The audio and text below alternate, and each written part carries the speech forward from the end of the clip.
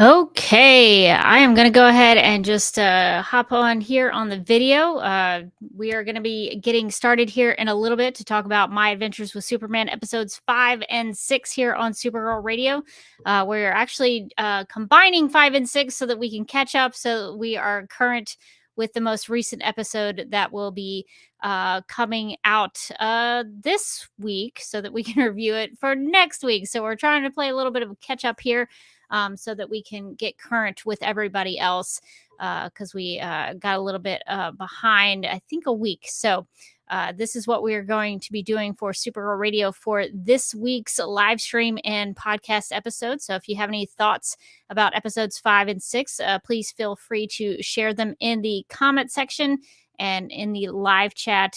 We would definitely love to hear what everybody thought, because these were two pretty big episodes for My Adventures with Superman season 1. Some big revelations that happened here in these 2 episodes, and some really good character beats, I thought. So I'll be curious to hear what Morgan had to say. I am interested in her thoughts, and hopefully we'll talk a little bit about Jimmy Olsen, because this Jimmy Olsen is my favorite Jimmy Olsen, I think, that has ever been portrayed. He is a great Jimmy Olsen. That's just my bias showing. I enjoy him so much, probably because I see a lot of myself in this version of Jimmy Olsen with the conspiracy theories and things like that. It's a lot of fun to talk about. Fun fact, I actually went to Scotland, and I can't remember. I guess it is Loch Ness. I don't know. I went on a loch, and so I did not see a Loch Ness monster. But I did enjoy Scotland quite a bit. Felt like my people. I am Scottish partially in my heritage, so I felt very at home there with the beautiful countryside and some of the rain and the wildlife amongst the country. I enjoyed that very much. But while we wait on Morgan to get here, I'm going to take a couple of live chats in the chat. Electra WWF says, I really enjoyed these 2 episodes, and I really like this Jimmy too. Yeah, I like it. I think they've done a good job of giving Jimmy character moments and storylines and a whole personality. This is very rare for Jimmy Olsen. He was big on the Adventures of Superman show in the 1950s. He was actually very popular, and I think that's kind of what drove the Superman's Pal Jimmy Olsen comic book series that ran for a long time. It's actually where Darkseid was introduced into DC Comics. I'm going to check my cord here. So Superman's pal Jimmy Olsen was a very popular comic book series, followed by Superman's girlfriend Lois Lane, which was also very popular. So Jimmy Olsen had a lot to do on the Adventures of Superman because he was part of the main cast there, and then kind of in the Christopher Reeve movies, he's kind of a side character. Big part in Supergirl the movie, I should add, though. And Jimmy was kind of the part of the supporting players on Lois and Clark: The New Adventures of Superman, and he had some brief appearances in Smallville. And of course, Supergirl. He was a main character for 5 seasons. So there were some good Jimmy Olsens. There was Jimmy Olsen on Superman the Animated Series. So there's lots of Jimmy Olsens to choose from, but I think I enjoy this one so much. So I really hope they continue to give him storylines and some real character depth and pathos, and just really, develop the Jimmy Olsen character, because I think they're doing a really good job. I can see how this Jimmy Olsen becomes sort of the Jimmy Olsen. I mean, they're already kind of the characters that we think of. Superman's in his cape and suit. Lois is she's not a full-fledged full-time professional reporter yet, but she's kind of doing the thing. But they're not quite to their professional capacities yet. But I think he's gonna get there. Brian in the chat says, I just binged all available episodes this week and they're all jumbled in my brain. That is the problem of binging and doing 2 episodes for a podcast. So I guess the way I structured the Google Doc, in case anybody's interested, is that we're going to have a discussion about episode 5, and then we're going to transition to talking about episode 6. So it sort of made more sense to me, since they were 2 separate episodes, to have 2 separate conversations and discussions about each episode. With the first 2 episodes of season 1, we combined them because they were basically part of the same episode, just broken up into 2 parts. But for these, we're going to have separate discussions for these 2 different episodes. So hopefully we won't get it jumbled up in our brains.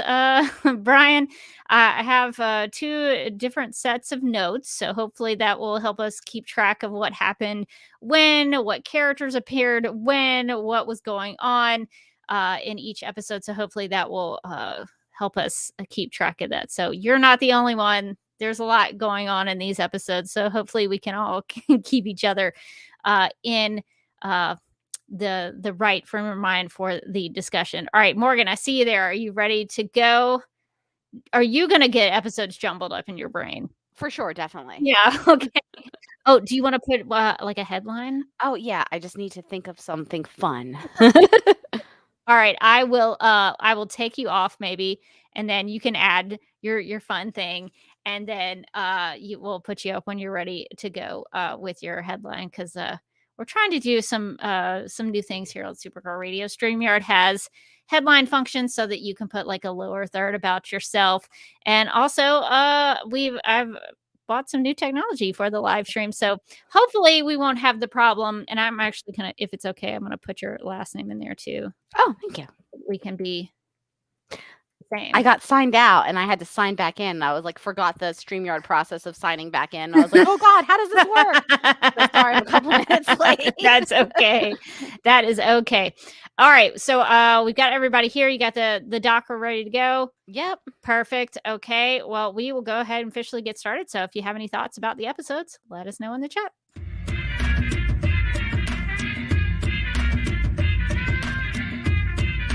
Leslalar's downfall is just that eyebrow twitch that she can't help doing.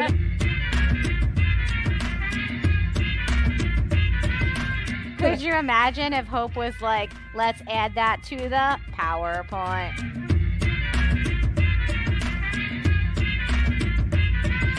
Excuse what me? year is it? How old am I?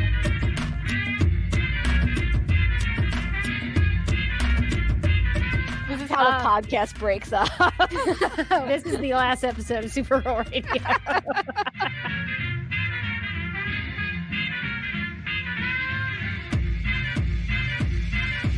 You want a Kryptonian? You got one. Is it a movie about saving Argo? The answer to that one is no. It's called Witch for a Summer! Exclamation point. Where does she want to go? Ask her. Talk to her. Really commune with flat Supergirl. Did we set the bar too high or too low? I think we set the bar real medium. You're doing an intensely adequate podcast. Good, good.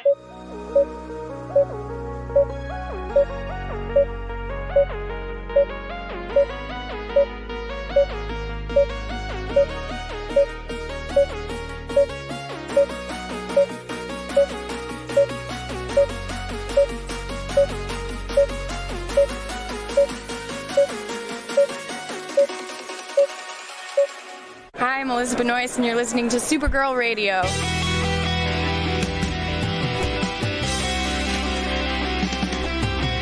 McGurk! I love Not typing. mess with my Google Docs, Meeksy. Supergirl Radio is going live every night of the week. How do you like it? Is becoming a human burrito a plus or a minus? I don't know. It does seem snug. I mean, they say you are what you eat. Kira. I love that. So I do a podcast called Supergirl Radio, and one of our segments is Lena Luthor, Boardroom or Ballroom, because her outfit. She looks like a boss in this coat.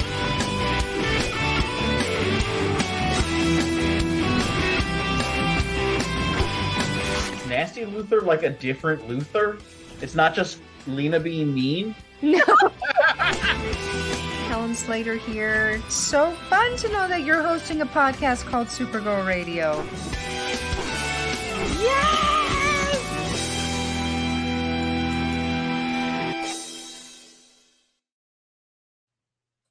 Welcome to Supergirl Radio, your source for all things related to the CW Supergirl TV series and the character of Kara Zor-El. My name is Rebecca Johnson. I'm Morgan Glennon.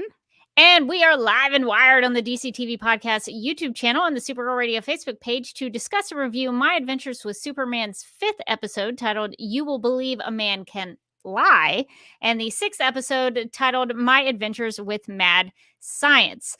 So we are combining these two episodes because we got to play a little catch up. We got a little bit behind, and so to catch up with everybody else, we've got to smush two episodes together. So we're going to do a double feature here on Supergirl Radio this week. So hopefully people will, enjoy the longer discussion, I guess. But we're going to try to split them up into two discussions about each episode, so we hopefully won't get them mixed up or jumbled in our brains. So we are going to be talking about two episodes of My Adventures of Superman for this episode of Supergirl Radio. If you are watching live with us, please give our stream a like and maybe a subscription. Subscribe to our YouTube channel here at DCTV Podcast if you haven't already. We would appreciate it. Well, Morgan, I guess we don't have any news, so why don't we just jump straight into My Adventures with Superman? That's why everybody's here. And I don't know, should we change our intro now that I think about it? It's your source for all the things related to the CW Supergirl TV series. I kind of feel like maybe do we change it? Maybe it's just Supergirl in general. But sometimes it feels like we're going to be talking about My Adventures with Superman here. So we are for all things related to My Adventures with Superman for this episode.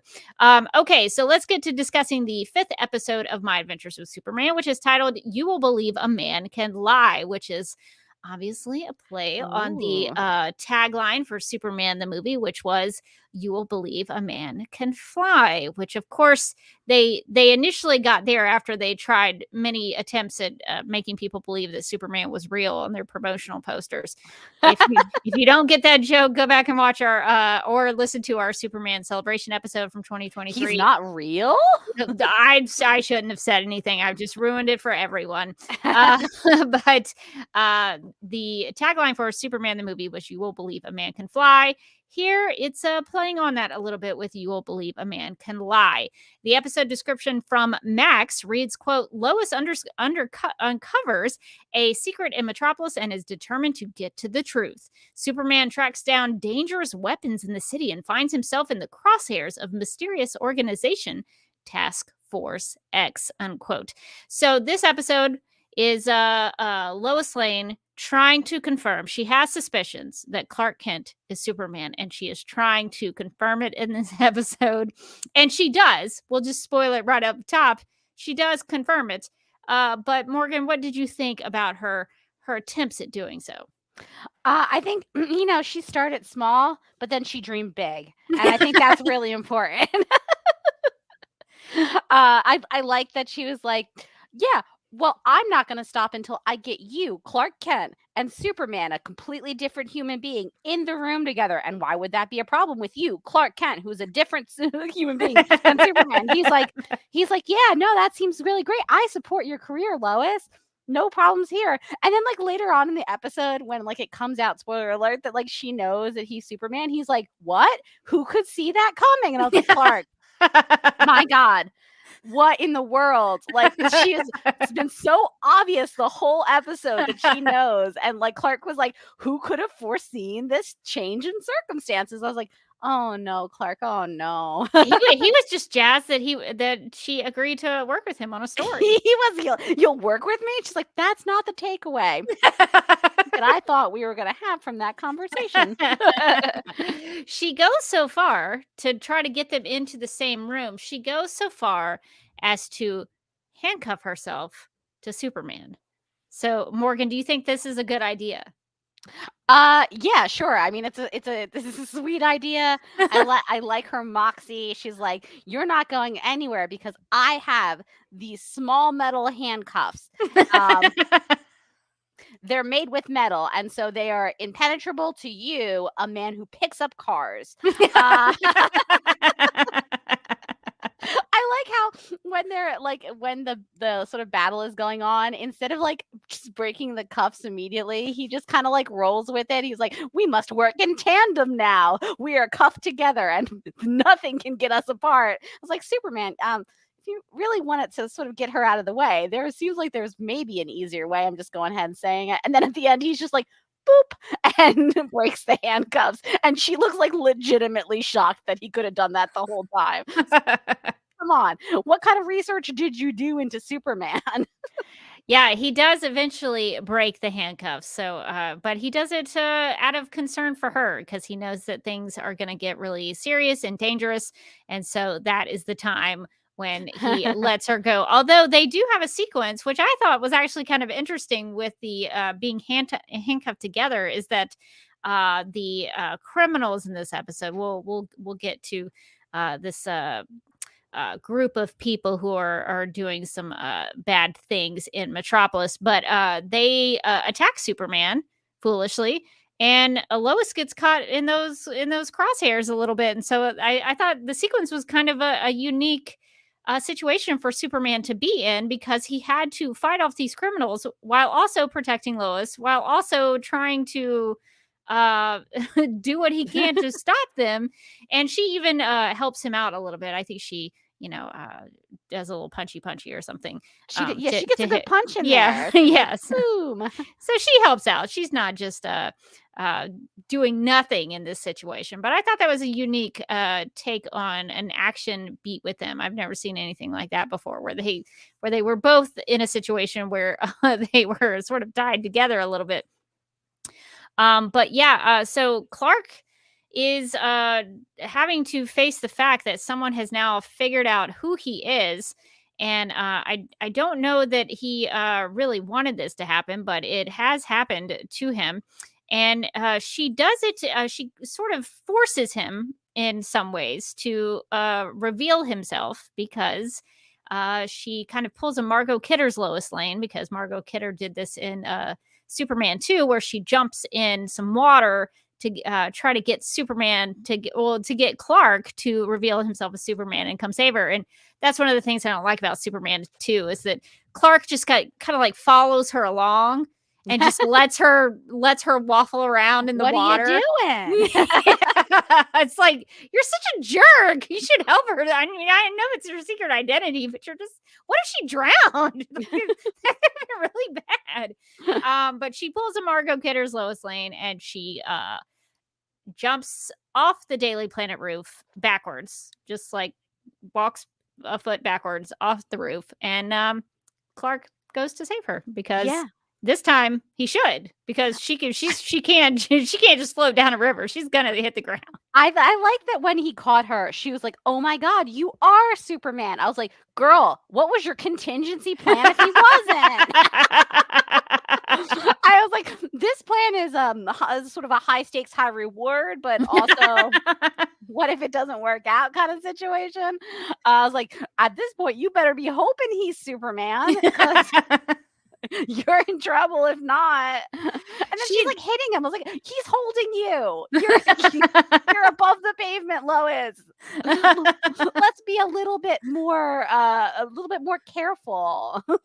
Well, I guess at that point she figures, if he caught me here, like if I hit him enough times and I fall, he'll save me again.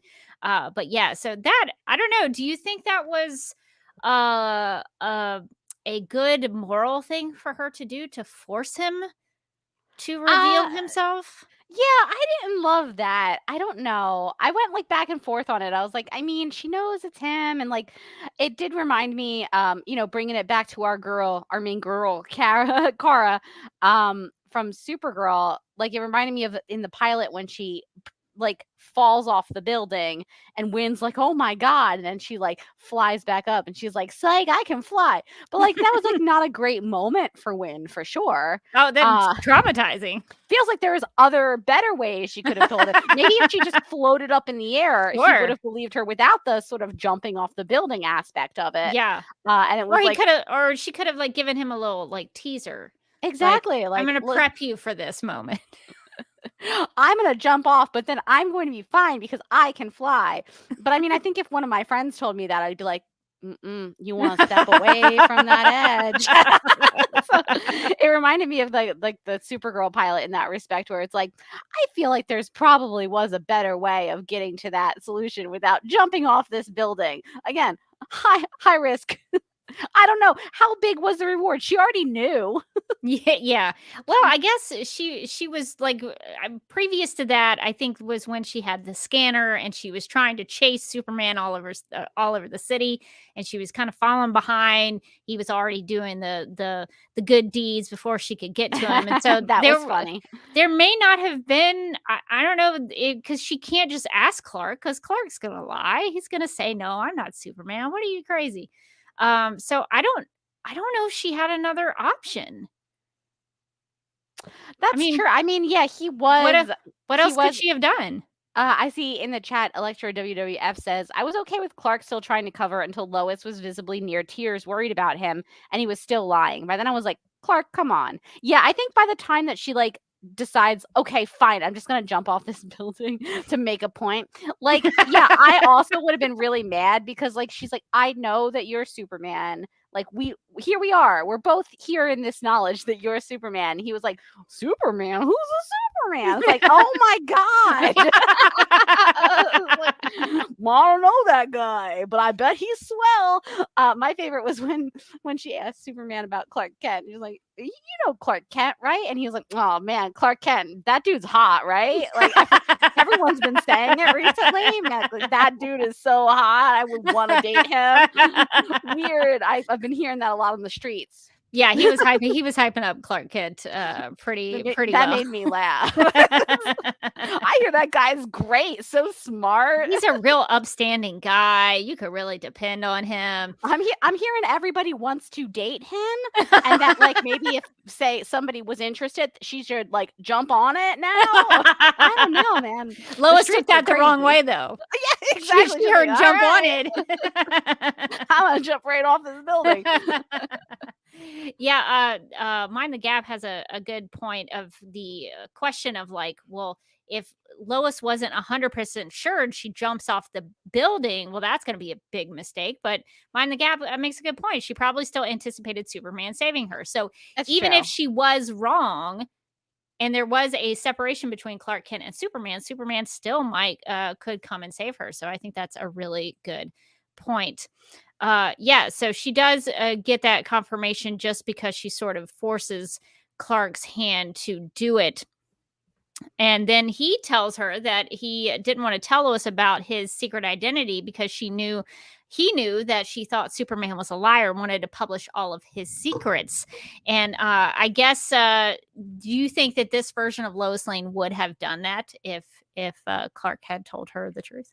I don't think so. Like they were already like Clark Kent is not just like some random guy that she met yesterday. Like they're friends. They knew each other at this point. Like they worked together.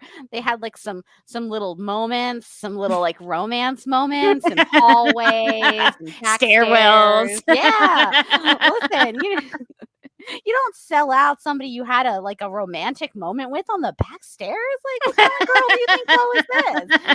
Yeah, I felt like that. Like, it to me, it feels like obviously we've seen this in a lot of different Superman stories and Supergirl stories where it's like there is a point where in the story you're like, all right, now you're being ridiculous. You should just tell that person. It's gonna get worse when you don't tell them. And I wouldn't say that this show was at that point even remotely yet, because it's like, we're on episode 5 at this point, and she learns at the end of 4. So man, there are Superman shows that make a whole meal out of this. Like when did anyone learn on like Smallville? We were seasons in. We were like 4 or 5 seasons in. Did Pete know in like season 3? Pete and then season 3, but like Pete was really they just trot Pete out to like tell you it's a great product that you could buy and then trot him back out. So like no one substantial, I feel like, ended up finding out until like season 4 or 5. Yeah, I think Chloe knows, I think, at the end of season 4, but we don't find out that she knows until the beginning of season 5, when she finds the Fortress of Solitude. So I think she was maybe the second person. Although when did Lana know? Lana knew. I want to say Lana knew some point in season 5 too. I feel like season 5 was the season where he's like, all right. Because I feel like she knew before season 7, because season 7 is when Bizarro showed up and she and Clark were like shacking up at the Kent house. Oh, that's right. So that's right. I feel like she knew then. So yeah. And season 6 was, I like how we're backtracking. I'm like beautiful minding it, but like with Smallville, like connecting the dots. Season 6 was when she hooked up with Lex. So which was the greatest Lana season. What a great Lana season that was. She was like, "Oh, did you just kill a dude? That's hot." Give me a villain Lana moment. That is Chef's kiss. That was the season where I was like, "Do I like Lana?" If people have not followed Supergirl Radio, we are 100% genuine about that comment. We love season 6 Lana Lang. Season 6 Lana was great. Yeah. So season 4, of course, was the witch season with the yes, hard to forget. Yes. So I feel like maybe season 5. I think it was season 5. But like think about like we're 5 episodes in and like his secret is coming. His secret comes out in like episodes 5 and 6, right? To like the main cast.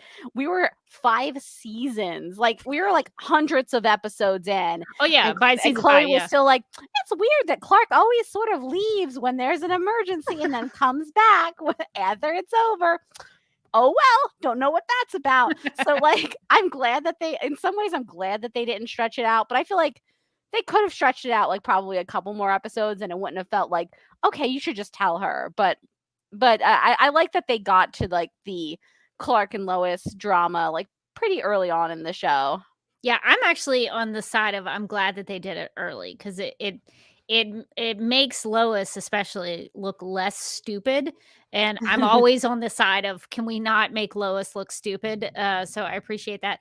And one of the things I liked about this episode is that she's investigating Superman. She's on his tail because she has a pretty good feeling about this, but she calls Jimmy to get a list of dates and times to see if he can corroborate Clark's whereabouts. She notices that a lot of his excuses revolve around bagels, and there's that great sequence where she's just watching him come in and out of the office while he's ducking in and out to that go was save so people. Funny. So even before we get to the jumping off backwards off the Daily Planet roof, she's got a pretty good idea, and I really like that about this Lois, is that she did put it together, and she is portrayed as very smart and really a good reporter. She's a good investigator, and so I really appreciated that out of the show.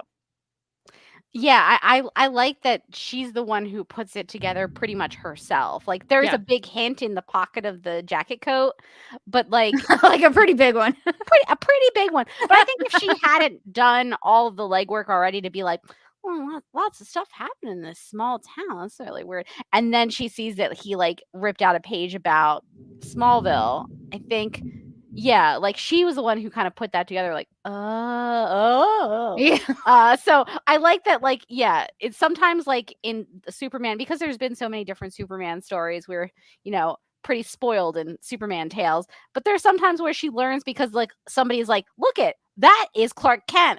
Clark Kent is Superman. She's like, what? So I'm glad that she got to like put it together herself. I think the 90s Lois and Clark, I think that's how she finds out. It's like a villain is like, they're the same.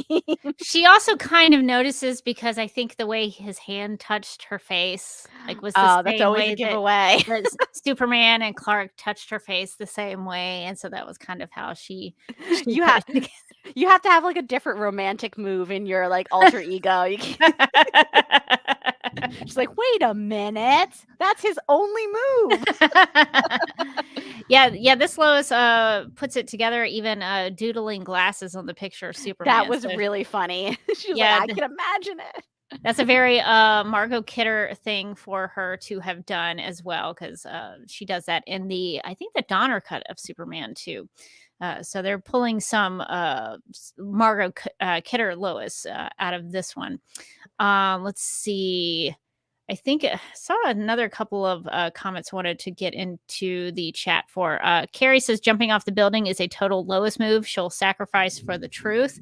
Yeah, I think the most important thing there is she was pretty sure. She didn't just do confident.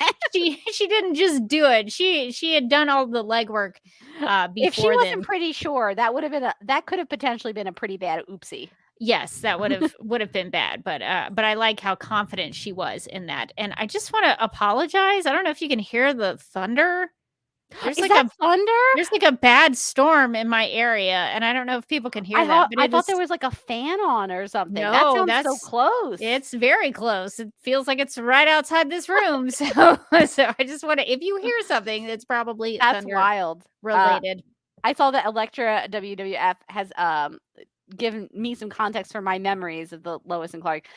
In the 90s version, she forgets when the villain tells her because time travel reasons. Right. That feels right. Yeah. And that's crap. What is that villain's name? I love him so much. Lois and Clark. Somebody remind me in the chat. I always forget that guy's name, but he is like the best. New Adventures of Superman. Brian in the chat says, I thought someone was moving a desk slowly. Oh, I wish that was the case. Let's see. Tempest. Yes, Tempest. Tempest was a great villain, Lois and Clark, the New Adventures of Superman. Yeah, he calls her, I think, something like the most galactically stupid woman on the planet or something. It was super harsh. I remember that. Yeah. He really, calm down, dude. Yeah, Tempest really makes fun of Lois for not seeing the secret identity, but he does. She does forget in that episode. But I do remember there was something about the way Superman and Clark both touched her face. That was the big giveaway on that show. Do you have any other thoughts about Lois figuring out Clark's identity before we move on? I was really glad we talked about I was glad that she figured it out. I was glad it kind of happened early. And I think that she had like a right to be mad because she gave him some opportunities to be like, hey, listen, I know that you're Superman. Like, I'm just telling you straight out, I know that you're Superman. And he was like, super who? And I think that would have also infuriated me too. So, I mean, and it's well established that she doesn't like liars. So this is a pretty big lie. So I think it left on like a pretty big cliffhanger for the Clark Lois relationship in episode 5, where you're like, uh-oh, is that it? I mean, obviously we know it's not it, but but it seemed like they had hit quite a rough patch. Well, I mean, they both had a legitimate reason for doing what they did. I mean, Lois doesn't like liars. She wants to go after the truth. She's trying to figure out who Clark really is, because they had developed a strong, intimate bond in the stairwell, and so I think I think there was reason for her to be upset about him lying to her. But then he also had a reason to have his own secrets because he can't really trust a lot of people with that information, and so I think he had a right to want to be able to tell people when he wants to tell them, and we'll get more of that in episode 6 when that comes out. But I thought it was interesting. Lois says, "You lied to me, Superman," and Clark says, "I didn't lie to you. I just didn't tell you everything." So that is his excuse. Didn't lie, just omitted some information from the package of facts. So there is that. So I think they both had reason to do what they did, so I don't fault one of them over the other. It's one of those things that's just like in any normal relationship with people. There may be things you don't want to tell somebody right away when you first meet them. I mean, how long have Clark and Lois known each other, really? I don't know. That's true. We don't have a good feel for how much time has really passed in these like 5 episodes. Has it been months? Has it been only a couple of weeks? Like, I don't know. Like, they just kind of met each other interning at the Daily Planet. So it's not like oh, this is my friend from childhood. Yeah, is this like a summer internship? Did they I just don't like know hang how out long for a he's been couple weeks? holding out on you, Lois. Like, it's not been that long. I mean, do you tell somebody you just met, like, "Oh, by the way, I'm an alien from a different planet, and I have superpowers, and I don't really know much about everything from my past." Like, you don't start with that when you first get to know somebody. That's usually how I introduce myself to people. Just get it out of the way. Just be real. I don't know why I don't make more friends. Electra WWF in the chat makes a good point. Lois has also had a lot of baggage about lying because she said her dad would lie to her all the time and didn't even tell her when her mother was sick. She did talk about in that stairwell scene. So there is a reason to have issues in terms of Lois.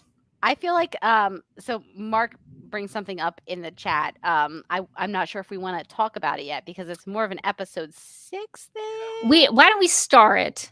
And okay. We'll come back to it because we'll try to discuss.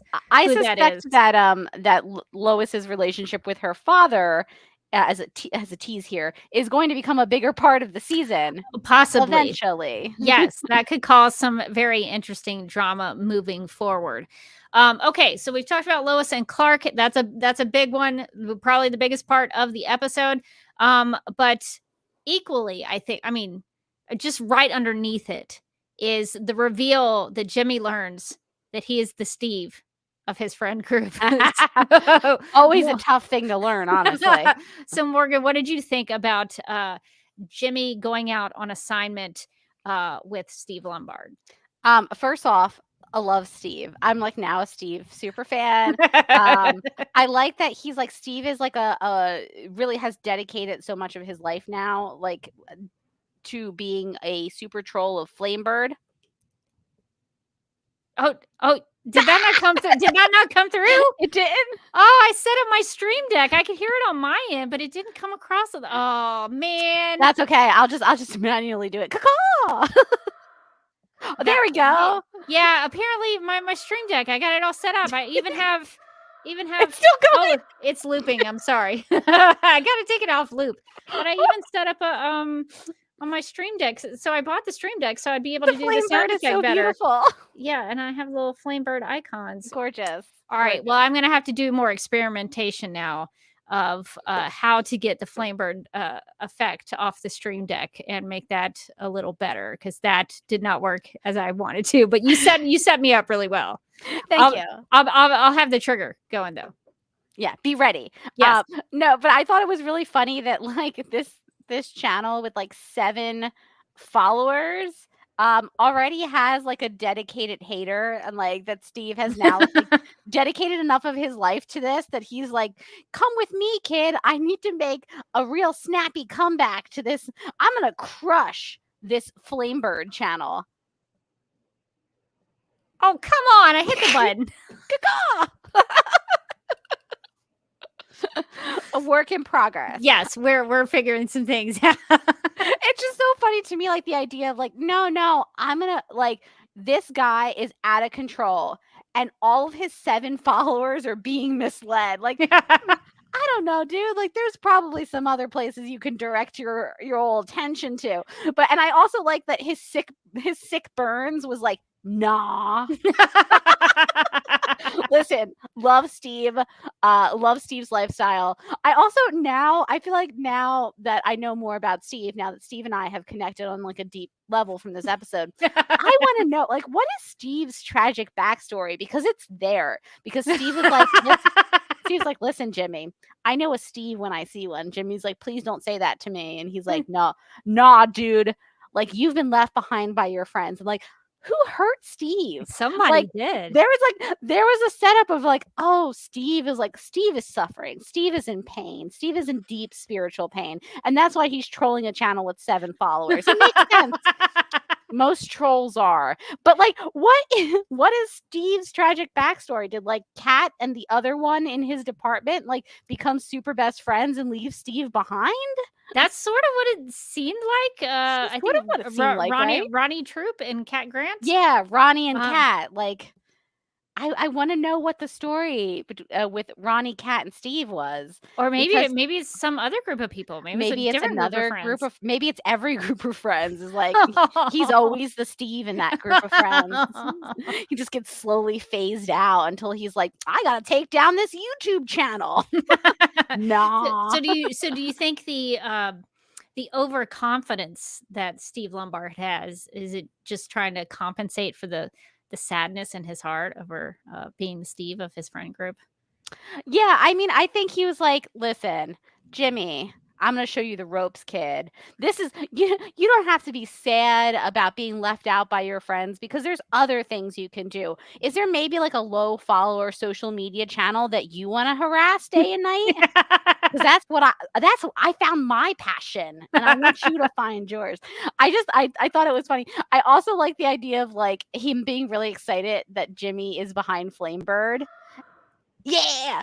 And and being like, yo, bro, this is amazing. Like, he spent all this time like trolling Flamebird and being like, nah.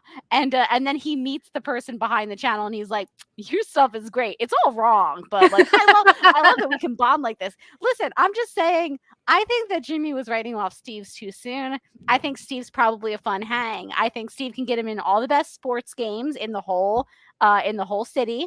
I think Steve probably knows some places to get some good drinks. And I think Steve will debate him for hours about the existence of the Loch Ness Monster. And I feel like that's actually the friend that Jimmy wants. Yeah. Oh, yeah. Now, I think what would solve the beef between Flamebird and the Nah channel is that they do a collab. Oh, yeah. Yeah, they got to team up. Yeah. For all we know, the Nah channel has like 5 followers. Actually, I've got analytics on the Nah channel. Yes. Okay. All right. So Steve's been making these response videos to Flamebird. And so this is really getting him the big views here. Oh, yeah, sure. So taking down the man. So Steve Lombard's Nah video about Flamebird's theory about Atlantis has 7,000 views. Oh my God. So he had 7,000 views for his response. All right. Then some of the other videos, I don't know what the topic were on these Nah channel videos. One video had 176,000 views. Whoa, he's going semi-viral. Another one had 213,000 views. Then his best video performance, 313,000 views. Whoa. So Steve's like becoming an influencer off the back of this channel who has like 7 followers. He's like, listen, nah. He's gonna be like the corn kid. He's gonna do like a some sort of a promotion with somebody who like says no all the time. He's gonna be on a commercial where he's like, no. Nah. And I say nah. Well, I want to know Flamebird has a lot of thoughts on things and shares the reason why the opinions are on that channel. But Steve really didn't. Steve was just saying nah. Like, what was his reasoning for disagreeing with Flamebird? I don't know that there really was one. No, Steve's just disagreeing to disagree. Steve's just like trying to fill the empty hole in his life with approval from strangers, and you can't do that, Steve. But I thought it was funny that like, he's going viral for like dunking on this YouTube, like this whatever channel that has like no viewers. It's really funny, and it does make sense. It is the internet, right? So of course that was what would go viral, is the guy just going like, nah. Yeah, the more negative one definitely would go a little more viral there. Mind the Gap says Steve started a hateful subreddit just for fun. So That's a total Steve move for sure. yeah, and let's see.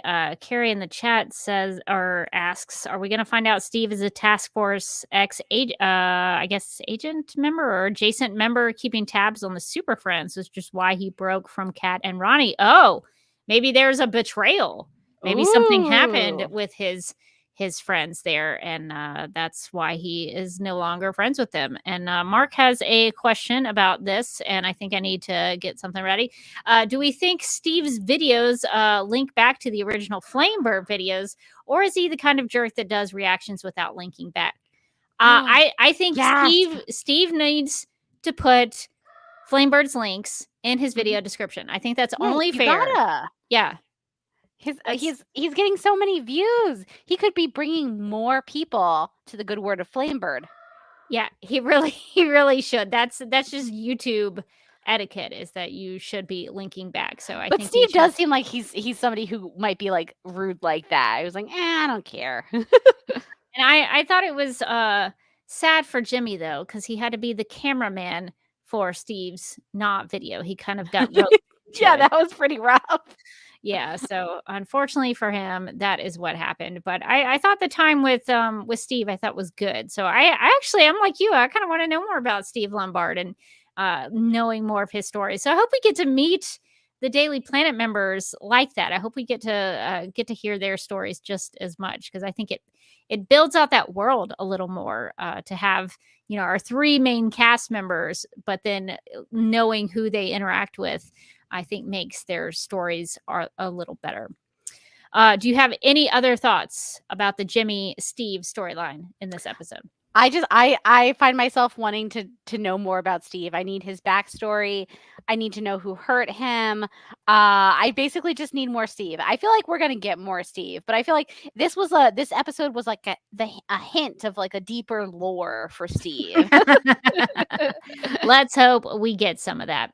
All right, well, moving on, because we got 2 episodes to get through. So this episode introduced the criminal known as Heatwave, which I think, Morgan, you should probably be I might know a familiar little bit with. about. I might know a little bit about Heatwave. So what did you think about My Adventures with Superman's interpretation of Heatwave? Yeah. I'm gonna be honest. I didn't connect that was Heatwave.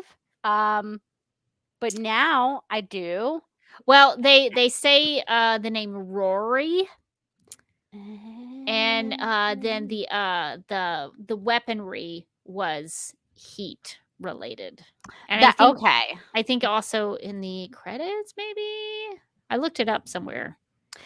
Yeah, I think this was Heatwave. Unless like specifically pointed out to me, I would have been like, neat villain. But I would after 7 years of Legends of Tomorrow, I would have been like, oh, that's Heatwave. Yeah. So I feel like the heat could have been like a bigger part of the character, the actual heat wave of it all, because it felt like there was so much happening in this episode, I think in particular, that like it didn't really stand out to me. Yeah, there wasn't a lot of focus on Heatwave and the criminal things going on. I think Heatwave was just to set up that someone was kidnapping criminals. I think that was kind of the main thing there. Morgan has Mark has a theory, Morgan, about who this version of Heatwave is. It's Mick's daughter from Legends. Listen, I buy it because the criminal, the sort of criminal family history. Sure. Yeah. I like that. Yeah, Mark says I made that up, but it's my headcanon now. So I think Love we'll go with that. And I mean, Mick ended up having so many children at the end of his run. Weird story for everybody who watched. But who knows? That could have been one of his many, many children, his half alien children. We don't know. We don't want to judge anyone's life. So we will go with that theory until we are told otherwise. I think that's a fair way to read that. And speaking of villains, so I guess we could talk about the general now. Because we got introduced, we got a little more with Task Force X, but we also really got to know the general in this episode. So Mark in the chat says, "Are we pretty sure that the general with Waller at the end? Well, at the end of episode 6, but the general is mentioned in episode 5, so we can talk about this now. Yeah. Do you think who do you think? Do you have thought? I guess I should say, do you have thoughts about the general? Because Mark thinks the general is maybe Lois Lane's father, General Sam Lane. Yeah, I also think that. That was my big theory. I was like, no one else has thought of this. I am the only one. Like Flamebird. Oh, stop. I'm also good at coming up with theories. No, I assumed everybody had just kind of assumed that was Lois's dad, just based off of, like, he's a general and they call him the General, which is kind of a weird nickname. Well, you can't call him General Lane just yet. Exactly. They don't want to, like, it's like they're going out of their way not to, like, name this character. It's like, oh, General blah, like, hey, General, but, like, no last name. Like, that's weird. So, like, they're working too hard to make him, like, mysterious and, like, who could it be? It's like, well, I mean, we all know that, like, Lois Lane has a father who's a general. So I'm just gonna, like, put those two giant puzzle pieces together here. Just assume. Watch, it's gonna turn out he's, like, General somebody else completely, and they're like, gotcha. Speaking of which, in the chat, Live Inverter 25 says it might be Wade Eiling, who is known as the General in the comics. So there's some other it options. It could be. I mean, anything is possible. Yes. But I think what is most probable is that that's Lois' dad. And, well, like, uncool, Mr. Lane. Mr. General. Mr. General, sir. So I think if it was General Sam Lane, that would cause quite the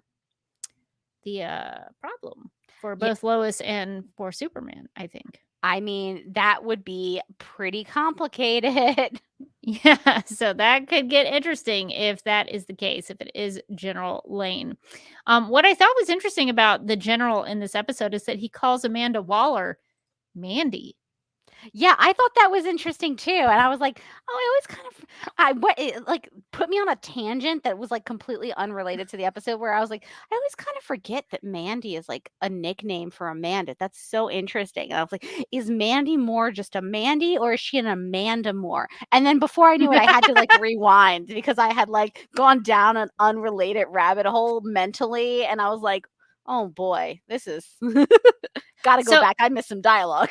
So did you get the sense, because this is what the sense that I got with the use of Mandy, is that maybe the General and Amanda Waller had a familiarity. They seemed pretty close. Pretty close. Like, Mandy listened to him. Like, I just can't imagine anybody going up to Amanda Waller and being like, hey, Mandy, hey, girl. And her not, like, immediately murdering that person, just, like, on the spot. But he was like, Mandy, let's not do this. And she's like, okay. So it felt like maybe there was some history there. Yeah, I thought that was noteworthy to point out that he called her Mandy. So I don't know if we'll get any more backstory on their relationship, but there seemed to be a familiar dynamic between the two of them. All right, so this episode, You Will Believe a Man Can Lie. Any other thoughts before we wrap up?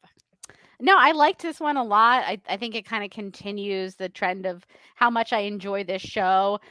From my anime shout out, little corner that I do. I thought that the robot in this one looked a lot like the robots from Neon Genesis Evangelion. So I was like, oh, okay, it looks like an Eva unit. That's funny. And then he like ripped all the arms off and stuff, and I was like, okay, good for you. But I don't know if that was purposeful, but they do seem to be doing some like general anime shout outs within the show. So maybe it was, maybe it wasn't. Maybe I'm aging myself by the 90s esque of the shout out. But I thought that was cool. I continue to like how they like incorporate some of the anime stuff, because they did as well in the next episode where they have like the creatures popping up with like the fun backgrounds, so it's like this weird guy and this weird guy. I was like, that is incredibly anime. I love that. Yeah, that now that you mention it, I did not know anything about Neon Genesis. How did you pronounce that? Yeah, Evan- Evangelion. Evangelion. I was not familiar with that, but in looking at some pictures from it, they kind of do look like that. So I think that's fair. I think that's a good observation. I also enjoyed this episode. I thought it had a lot of good character beats, especially for all the characters, which I think it's interesting. With Superman stories, I think it's easy to write for Clark and Lois, but sometimes you forget about the Jimmy stuff. Yeah. And I've been really impressed that the show is making an actual effort to write stories for Jimmy Olsen, which I really appreciate. I think that's why I've enjoyed him so much, is because I'm actually getting to know Jimmy Olsen, because he's becoming an actual character. So that has been really fun to watch. I'm seeing in the chat that Mind the Gap says the Justice League cartoon also did an Evangelion shout out in one episode, and they mentioned that the next episode robots look like robots from Gurren Lagann, which I have never heard of. But I'm sure that is probably a reference that they were making. So I do like these like little Easter eggs where if you're an anime fan, you might notice and be like, hey, that reminds me of like this show or like this sequence in this thing that we see a lot of. And I continue to think that that's really fun. Yeah, I appreciate that they really committed to a genre and have been sticking to it, I think, for the most part. Even with my limited anime watching, I think there are elements of anime that I can see while I'm watching the show. So I think that's been done really well in terms of the animation. Okay, so now let's switch gears and talk about, I guess, maybe not switch gears, maybe just continue with the same gears, but like in a different way. I don't know. That analogy is not very good. But let's get to talking about the 6th episode of My Adventures with Superman, which is titled My Adventures with Mad Science. So this episode description from Max reads, quote, when Jimmy gets kidnapped, it's up to Lois and Clark to save him, unquote. So Jimmy Olsen, this is kind of a big Jimmy episode. In the previous episode, he was supposed to go camping for a Bigfoot with Clark and Lois, and they didn't show up. They've stood him up because they had all this drama going on and all of these things happening. And so he just goes into the woods by himself, which I don't recommend to anyone. That's a bad mistake. It's a big no that you should never go into the woods, especially at night, by yourself. Stay out of the woods. Take a friend, go with a group. Don't go by yourself. Never go hiking by yourself. But Jimmy does it anyway because he wants to get some new content for Flamebird. And so he is out in the woods looking for Bigfoot. And while he is out there at the end of episode 5, he gets pulled into the woods and kidnapped. So this is where we are starting with episode 6. So Jimmy actually gets to meet his kidnapper. So what did you think, Morgan, about Monsieur Malat and the brain? I love them. I'm obsessed with them. Yeah. I like their lifestyle, their simple life of peace. Creating black holes, but really living a simple life of peace. Just a simple life of peace. I like that Mark in the chat says, now that we're on episode 6, I want to know if Rebecca's tagline is implying that she has an unstable black hole and an army of mutants in her house. Would I tell you if I did? It is a simple life of peace. That joke throughout the episode like took me out every single time where like something would reveal itself and they would like turn to him and he was like, but besides this, it's mostly It's mostly peaceful. I love their backstory that like this super intelligent ape and this guy fell in love, with their beautiful souls, and then and then the guy lost his body in like a freak accident. Now he's just a floating brain, but like they're still in love. Time changes us all, but it doesn't change what's inside or what's in your floating brain. And I love that. Honestly, I think they're kind of couple goals. It is unusual, and it's kind of borderline bestiality a little bit, but he's so smart, Rebecca. But he is Monsieur Malat is very intelligent, also very caring, very intuitive about Jimmy's emotions, which I thought was very surprising. That he was like, Jimmy, you feel like you're being bothered by something. Would you like to talk about it? So that was my favorite like twist where like they're about to kill him and he's like, wait a minute, wait, hold on, let's get the saws out of here. Jimmy, what's really going on in here? I was like, oh, I love that this guy, this ape is like, yeah, no, let's sit and talk about it. Let's like really hash it out. Because when I first saw that it was like, he was like an ape guy. I was like, oh, is it the one Gorilla Grodd? Gorilla Grodd. That's what I thought initially. Yeah, that's what I thought too. I was like, oh, it's Gorilla Grodd. Like I've never heard him with a French accent, but okay, that's a new interpretation of the character. But no, I like this so much better. He was wild. I loved him. He really did care about Jimmy. Like at the end of the episode, spoiler alert, when they go off into their new universe, before they go, he hugs Jimmy. They have like a touching moment. And I was like, oh, guys. Yeah, I think the super intelligent French gorilla has been teased for a couple of episodes. Yes, they mentioned him a couple times. So now we get the reveal that all of Jimmy's conspiracy theories on Flamebird are real. I should point out that the Brain and Monsieur Malat are DC Comics characters. They are in the DC Comics lore. Monsieur Malat first appearance in DC Comics was Doom Patrol number 86 from March 1964. Which I believe is the same issue in which the Brain also debuted, Doom Patrol number 86, March 1964. So they've been around for quite a long time in DC Comics, and it sort of makes sense to me now that they would have first appeared in DC Comics through Doom Patrol. That feels right to me that they would be in a Doom Patrol story, because Doom Patrol is pretty wacky. But I did enjoy that that Jimmy seemed this is like, to me, what I loved about this episode is it's sort of Jimmy's whole world revealing itself to be true is like the greatest thing I think that could happen to Jimmy. He's in this facility.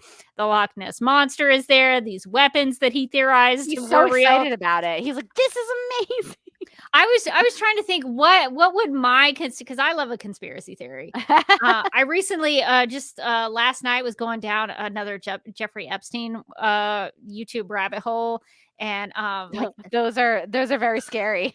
those are very scary. And so I was wondering if, like, would my weird thing in that facility be like that weird sundial on the Epstein Island that nobody knows why it was there and what it was used for? Would that be in that facility if that was like my conspiracy theory dream could come true? I don't know what it would be. Because I don't know. That's a good one. I feel like my conspiracy theory dream come true is like I wake up and like there's a giant talking ape to me and I'm like, great, this is amazing. And then he tells me like, Morgan, I know all the answers to all the open true crime mysteries. And I'm like, what? And like the brain flies in. He's like, let me tell you about John Bonet. And I'm like, ah! So yeah, like I feel like these the unsolved mystery kind of true crimes are like, actually we know the answer. Although I feel like they would all be very disappointing. Well, we all know the answer to the Jean Bonnet story. Katy Perry is the grown-up version of That's Jean Monnet. true. That's We know true. this. This Jean- is a fact. This has been It's Katy confirmed. Perry. You're right. You're right. It is. That is one of my favorite like conspiracy theories. It's just so wild. It's like, are people okay though? Did you know this is a sidetrack, but did you know that people have actually like snuck up on the Jeffrey Epstein Island, the Little St. James? No. People, like infiltrated it. I would. This is why I went down a rabbit hole. People. I was watching all these videos of people going on the island and like going up to that weird temple that was up there and getting shots of it, and then getting these close-up shots of this weird sundial that was out there by the temple. And I was just like, what was happening on? I don't want to know what was happening. To be on that fair island. though, like I also love like abandoned places, like the people who Ooh. go into like abandoned places and they're like, it could be anything. If anything has been abandoned for a significant amount of time, it's spooky. It doesn't matter what it is. It's like, this is a mall that has nothing in it. I'm like, yeah, go through the mall. So I'm judging, but like I can't judge. Well, it gets weird, that whole island situation, because some anonymous person did drone footage of the island, and then like YouTube took down all the footage and it's no longer available on the internet. And all these people are going onto the island, like trying to like get away from the security on the island, because people are still on the island and they're like trying to confirm the Those things that were security in the guards drone are like, footage. my God, what is my Just leave life? us alone. Just get off here. Let us live. I see that Mind the Gap said, I prefer fun conspiracy theories, like Kid Rock hired a lookalike to do the partying while he stays home. Well, I that's love just- that. I mean, that's just something that I would do because I only want to do so much partying and then I'm tired. So I would definitely hire a lookalike. I feel like that's just a common practice with really famous people. They just have like a clone, not a clone necessarily, just but put like on, a lookalike. Like big sunglasses and like a hat, and then you're like, I'm pretty sure that's Kid Rock, but I don't know. I mean, I don't see his face, but he has the same height and weight and hair color. It's Rocking close. the same vibe. I bet that's gotta be him. That's so funny. But yeah, this was like Jimmy's dream to just like wake up and like every theory that he had was true, and he's vindicated. He's like, take that, Steve. Yes, everything on Flamebird was true. Aha! He had gotten everything right. So I was very happy for Jimmy on a Good for personal Jimmy. note. How often do we get all of our conspiracy theories true and visible like that? I thought that was really great, and I thought it was actually very profound what he said. His last words right before he thought he was going to die at the hands of the brain and Monsieur Malat. He says, "Go ahead and open my brain. At least someone cares what I think." And I was like, that's actually a really great line, that like what he thought became reality here in this facility that has a Cadmus link to it. So that's a pretty interesting thing, because Cadmus has notoriously done some shady things in DC Comics, as well as the Supergirl TV series. So it was worth noting that they had stumbled upon Cadmus, and this is where Monsieur Malat and the Brain have been doing experiments in creating black holes, and were basically attacked by Task Force X. So, Task Force X is kind of all up in this story with all these different characters. So I thought that was really interesting. So in addition to Jimmy getting his dreams coming true in the Cadmus facility, there's also some other drama going on in attempt to find Jimmy, because Clark and Lois in the previous episode have kind of come to blows over some lies and some secrets and some lies, and now they are unifying to try to find Jimmy, because they're both concerned about their good friend, their Steve of their group. They are going to go and find him. So Morgan, what did you think about Clark and Lois in the woods looking for Jimmy? They were looking for Jimmy, but they found each other. No, I thought it was a good these two episodes actually, because we had to watch them together to catch up. They worked together really well, actually, because in the last episode, Clark and Lois end in a pretty bad spot. Jimmy ends up in a bad spot. Like everybody's really fractured in the previous episodes, and in this episode, it's sort of the process of them all coming back together. And so, having Clark and Lois have to work together to find Jimmy was such a good way to get those two characters in like not I was gonna say a room together, but they're in the woods. But to get them in one space where they have to like talk through their issues. Yeah, they definitely did a lot of talking and trying to go over what has happened to them. But there was definitely a lot of action in there as well. One thing I thought was interesting that maybe I don't know this for sure, but as soon as they kind of start out into the woods, Clark and Lois, they pass by a spider web where a spider was going to collect her prey. And I assume it was a prey because most of the orb weavers I know of are female spiders. I don't know. There may be a situation if you're in the chat and you're an entomologist, please let me know. But if there are orb weavers that are male, I've never heard of them. So every time I've heard somebody talk about or see an orb weaver spider that weaves a spider web, it's been a female who does all of the work. So I thought it was interesting that here in the episode, there's this visual of a female spider going to collect her prey. So I was like, I don't know, is there something to that? Is Lois the spider? Is Clark the prey? And like she's like giving, letting him have it there in the woods. I don't know. I just wanted to point that out because I thought that was an interesting choice. They didn't have to put a spider catching her prey in there. So is there a deeper meaning to that? I don't know. But they do go out into the woods, which Jimmy calls Cadmus Area 52. So I guess they're kind of in the Area 52, not Area 51, Area 52. So what did you think about them getting into some trouble with the Omax? Because I thought it was also worth noting that Clark saves Lois's life and maybe loses his shirt.